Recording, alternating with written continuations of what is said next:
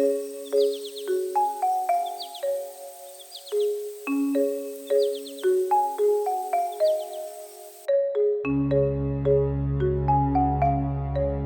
name is Haley Hudnall, and I'm the director at Austin Wildlife Rescue. I have a degree in wildlife biology from A&M and a master's in wildlife ecology from Texas State, and I've been with Wildlife Rescue for about 10 years. On a daily basis, there's a whole bunch of things that I do to manage the organization. Right now we have 2 different facilities open, which just happened in April. So we have an intake center that's in Austin on MLK, and that's where we take in the majority of our animals. What we do is we treat them and we get them established and get them vet care if they need it, and then they get transported to our new rehabilitation facility that's in Elgin each day. So that just opened in April, which we're really excited about. We needed that space, and we have outgrown our small intake center. We outgrew it a long time ago. And so every night those animals get transported out there, and then we do most of our rehabilitation out there until they're ready for release back into the wild.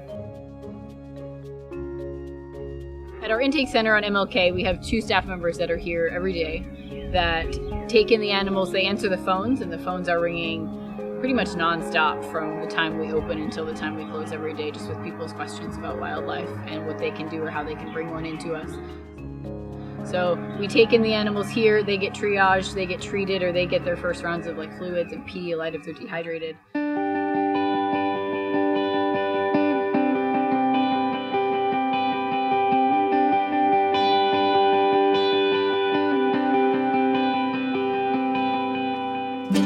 My name is Jules, and I am the animal care manager here, and I've been here for about 3 years, and it's just the best job in the world, and I just so enjoy being able to learn more every year. There's always something new to learn every year, almost every week with wildlife, and to be able to put that knowledge to good use and be so hands-on with it, there's just nothing like it.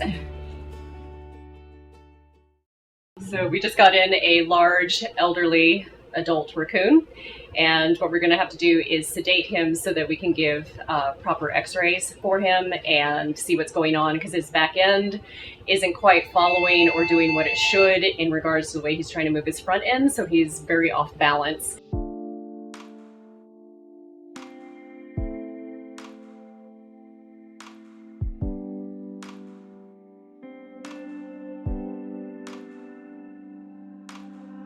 Oh, he's been shot by a baby in the throat. God, that is a shame. Nothing gets me more than that. You know, there's no excuse for that.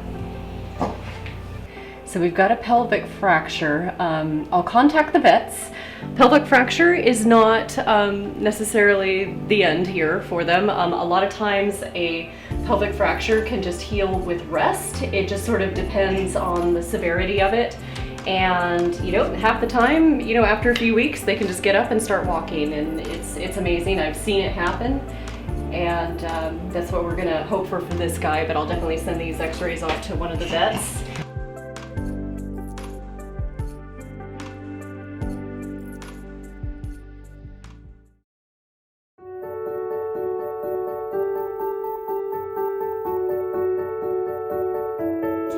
Our new rehabilitation center that opened in Elgin in April 1st is where we do the majority of our rehabilitation. So even though we're taking in the majority of the animals in Austin, then they're transported out here each evening to our intakes, to our rehabilitation center, where we're able to watch them from the time that they come in, and we're able to follow all their medicine all the way until they are released.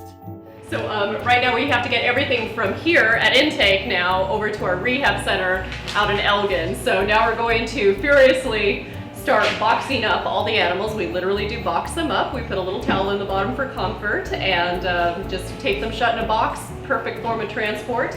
And we're going to get them into our pickup truck, and then we're going to drive them out to our Elgin facility, where our team out there is going to go ahead and unload them immediately from the boxes. They will have cages and crates waiting for them when they arrive. So it's a pretty seamless operation. They aren't in the boxes for long, and we're just going to go ahead and get these guys out of here.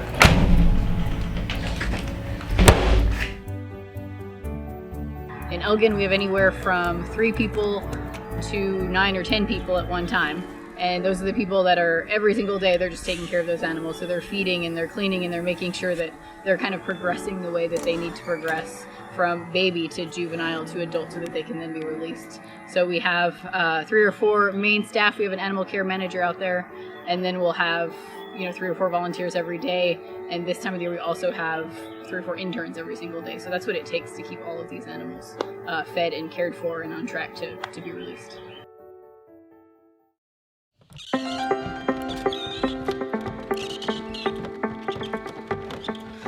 My name is Jessica York, and I'm an animal care technician here at Austin Wildlife Rescue.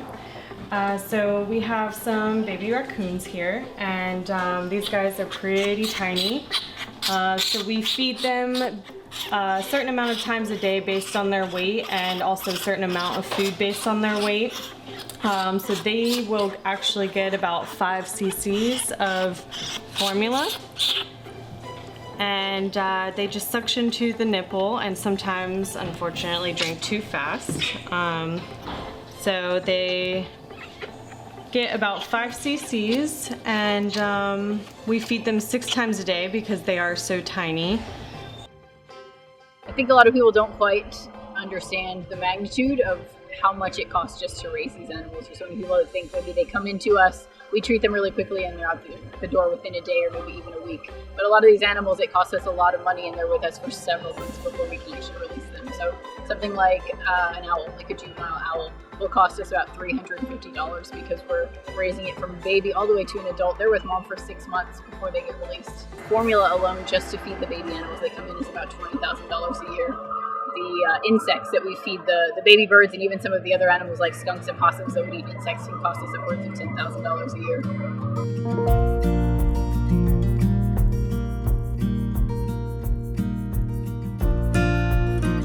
I'm Catherine Madison. I'm an employee here at Austin Wildlife Rescue, and I am currently feeding the deer that are on our porch here at Elbow Bend. And these are new intake deer. So most of them are new intake, or they're on medicine, or they're critical care deer that we kind of need to keep an eye on for 72 hours, if not more, before they're moved out to our deer pen. So we currently have about 10 deer on our porch and about 23 deer out in our pen right now. So it's been a busy season for sure. But we're feeding it specialized fawn formula, just like mom would have, and they're very eager to eat right now. So all these deer were either orphaned or injured. So good citizens just either found them in their yard and they realized that mom no longer came back for them, so they truly were orphaned, or that a lot of them were actually injured.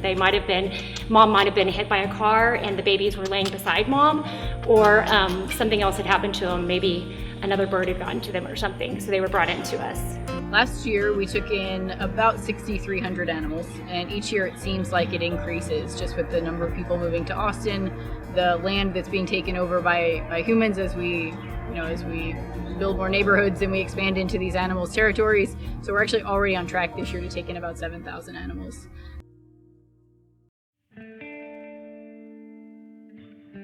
I hope this video helps paint a picture of just one very busy summer day at our intake and rehabilitation facilities. Austin Wildlife Rescue was founded in 1977 to help orphaned, injured, and sick wild animals. 42 years later, our mission remains the same, although the volume of animals has increased exponentially. Our doors remain open year after year because of donors like you who recognize the need for Austin Wildlife Rescue.